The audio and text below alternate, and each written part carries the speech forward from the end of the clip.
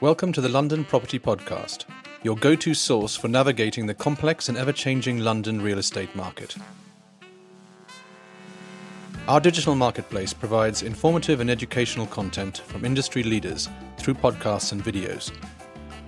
We cover various aspects of the real estate experience, including buying and selling, finance, law, tax, construction, design, and more. Join us as we delve into the latest trends and developments in the market and gain valuable insights from our panel of experts. Hello and welcome to London Property, the home of super prime.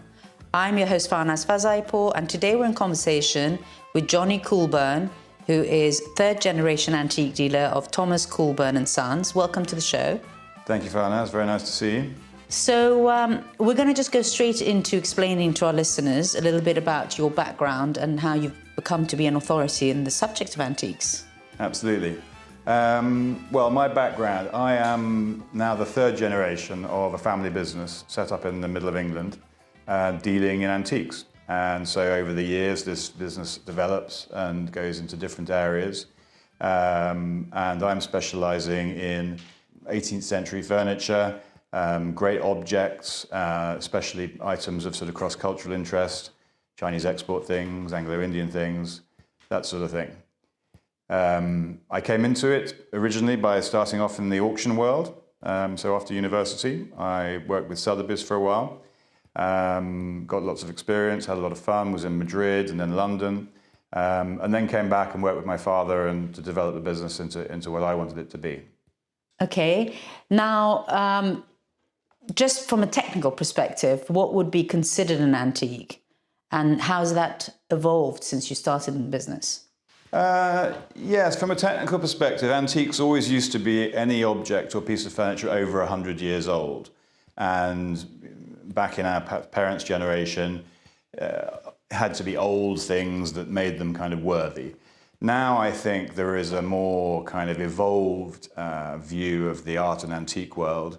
And so items of great design that might not be as old as that are falling into the same kind of market, if you like. And if you go to a great show, you'll see dealers of 20th century standing next to dealers of 18th and 19th century. And really these days, people focus on what's a piece of great design, whether it's 18th century design or 20th century design. So being of great design and being unique has kind of come into the collector's world. Yes, I think people now appreciate more the actual beauty of the object. And what I mean by that is there was a period of time years ago when people were trying to recreate a whole sort of plateau, a whole interior. Maybe they liked the idea of an 18th century house and were just trying to sort of reproduce that all the way across. Whereas now you see people actually taking an interest in the object, and you sometimes see people collecting objects from different periods, but just so that they've got things that they love to live with and enjoy. And would you say that there's different categories? I mean, obviously you said that you specialize in furniture, but are there broadly speaking different categories? Yes, they're very much different categories. Some dealers get very focused on one particular category. We are a little bit more eclectic. I follow my taste, and that might be in a piece made in China for the English market in the middle of the 18th century, or it might be something made in South America, also for export, but showing the different influences of design, you know, the Western influences, then the more local influences where they've been made. And so I could have objects from all over the world and from slightly different time periods, which we sort of bring together as our offering to the market. So with an expert eye, it's actually something that you can see that this was actually made to be exported rather than made for their own local markets. Yes, definitely. Expertise is really important. So we study everything we buy very carefully. We then conserve it and research it before then offering it to market. So people coming to us know that we've done all this work on the item and that we believe in the item, trust the item, and are knowledgeable about the item, which is the kind of advantage of working with a dealer. Since you've been in the market, and obviously you've had plenty of conversations with your family who've been in there for generations, have you seen that the new generation have a different relationship with antiques and they're collecting differently? Yes, I think if you sort of chart the last 10 years or so, there was a period where antiques were perceived as being out of fashion. There was a bit of a reaction against those generations of sort of traditional interiors. And we had this kind of minimalism period where people were trying to sort of declutter and have no sort of objects of note, if you like, in their houses. And I think that has moved on now into a period where we see people, yes, they might be collecting contemporary art, but they have developed the confidence to actually find an older piece very beautiful and find a space for it within their interior. So I think things have changed. And I think what's happened, therefore, is that the kind of the lower end of antiques, I think people call brown furniture, has become less interesting and less valuable. Because fundamentally they're just furniture. Whereas when you get aiming at the top end of production, of amazing things humans have made, then it's beyond just furniture. It's a work of art as well, and it's an item of beauty, and so it can be mixed in with other periods. And has it managed to hold its value? Yes, I mean, you don't go into antiques as a pure investment because there's a lot of cost in the process of buying and selling and conservation and producing. But people who've bought great antiques will always have a retained value, whereas people who've bought things without merit have to get rid of them. So, yeah, definitely things hold value. And what type of people come to you? And I mean, at what stage in their journey do you find that people come to you? Well, we have a mixture of clientele, if you like. I guess you could sort of pull them into three categories, really. First of all, we do a lot with museums. So international museums will come to see us, seeing what we have, seeing if there's anything we have that makes sense to incorporate in their collections. And so, you know, we're happy to have sold to the Metropolitan Museum in New York, to the De Young in San Francisco, Chicago, Boston, lots of big museums in the States. Plus here we've sold to the British Museum, to the V&A, and to various smaller museums around the country. So that's an important part of our business. But then also we have private collectors who perhaps have got to know us at a fair or through our website. And some of them are buying just because they want to own the object, whereas others drift into the category of actually wanting it to furnish a particular part of their house. And then that kind of, I suppose, merges into the third category of buying pattern, which is people who are just furnishing, not really collectors, but just want some beautiful things. And some of them come on their own, some of them come with their interior designers for advice on where to place things. But they also thoroughly enjoy the things they buy, but then they don't necessarily become collectors repeating. It doesn't matter. So you must have come across some incredible pieces. What would you say is the oldest, most amazing thing you've seen? The oldest thing it would be probably this wonderful panel that we have that was commissioned in the time of Henry VIII, carved of an English king, made for a house near Goodwood. And this was a little bit of a discovery, and we found that the other panels in the series, there's one at the V&A and there's another in the Museum of London. And we had that dated. We used carbon dating process, and they dated that to the sort of early 1500s. So that's an exciting piece. Wow.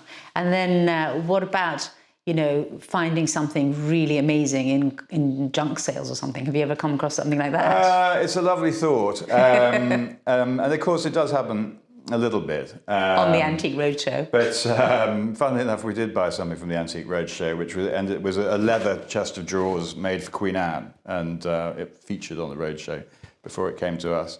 But no, I mean, one's always looking. But these days with the internet, most sales are very well publicised. But it's a case of finding something you think has got special merit and that you can add some value by research or conservation. And you touched a little bit about cross-cultural and things being made in different places and exported. But can you just educate us a bit more on cross-cultural? Yes, it's an area of collecting now which I think is growing enormously. And certainly in the museums, there is a thirst for this sort of material. So what we're talking about, I mean, all items really have some kind of reference to what's come before. And if you think about it sort of philosophically, there is always a kind of influence on the artist, on the craftsman. But furniture particularly, and objects, are often drawing on classical references for their shape, for their decoration, for their carving. And so you get a sense as you become interested in the subject of what each country's furniture trends look like. But then also, because we were a nation of traders, of travelers, starting as early as the 17th century, and not just us, but lots of other countries were very, very busy trading and traveling. And so very quickly you see influences moving around. There'd be boats leaving from America, which would be dropping into ports down the west coast of South America, would then be going to China. And all of these boats were moving things, items, and craftsmen with them. And so what I find particularly interesting is that within that trade, you would find business set up in China. Has perhaps seen that lots of porcelain's been sold back to Europe, back to England, or back to America.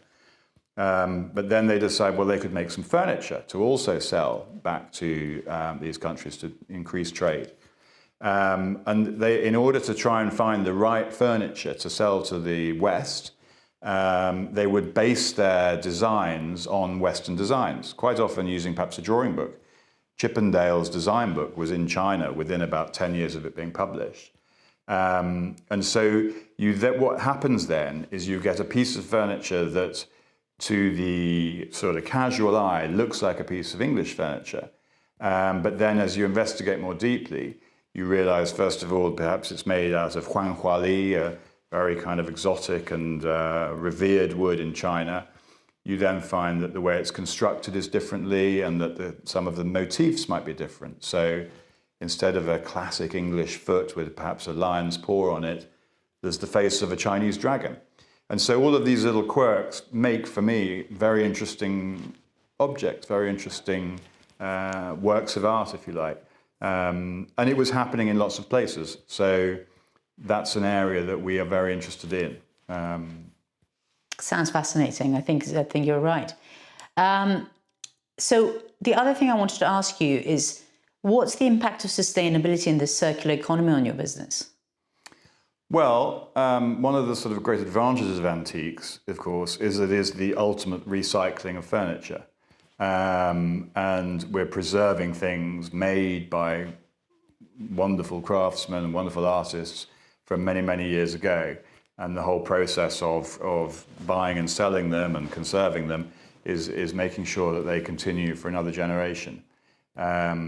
There is, of course, the other side of our business, which is that exhibitions and travel aren't as sustainable as they should be. And I know a lot of work's being done in the major exhibitions to try and have a more sustainable culture in terms of the recycling of materials and so on. The other question I had is, how do you address the source of some of these items, even if they were 100 years ago? Well, sourcing is important on a couple of levels. On an academic level, you study an item in order to establish where it was made, and you can also bring in elements of analysis.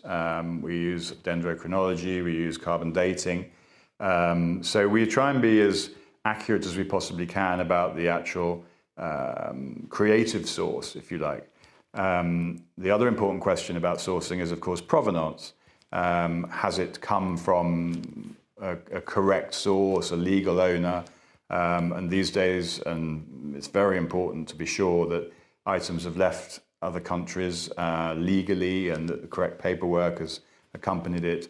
And we have to study all of that when we're deciding to make an acquisition. So last but not least, can you talk to us about what are the advantages for our listeners to be using a business like yours versus going to a regular auction house to buy their antiques? Well, the advantage of working with a specialist dealer is that they have already pre-selected the items that they own, that they offer in their gallery. So the filtering process has happened already, and the expertise of the dealer has been applied to the item. So in an auction, you may have things that are not necessarily of great condition, and so a dealer has decided that he's going to choose the rare item, the interesting item, the great example. And so while you go to an auction, you're on your own, if you like. When you're going to an antique dealership, you already have a pre-selection of items with expertise and seriousness behind it. So the stamp of approval has been given because you've actually chosen to buy it. Yes, the dealer has actually chosen to purchase the item. So we are very careful about what we choose to buy, and that is absolutely a stamp of approval. And is there an additional layer to what you do, whereas people can come to you and ask you to actually use your knowledge and your contacts to actually source things for them? Yes, sometimes people are looking for something very specific, which evidently we may not have in stock. And so we're very happy to work with people to see what we can find to suit their needs, to suit their spaces. And before we thank you for joining us and saying goodbye, are you finding that the age group of collectors, younger collectors, is reappearing? Maybe, they've now become of an age where they're settling down and they're sort of getting nostalgic about what they grew up with their parents, that maybe they're showing some renewed interest in the world of antiques. I think the age group of collectors is different in all parts of the world, actually, and it all comes at different moments in people's lives. Obviously, buying beautiful things can often be expensive, so sometimes it's later in life when people feel they have the funds to make those changes. But I think also there's a genuine growing interest in people's environment, in their home environment, in what they're living with.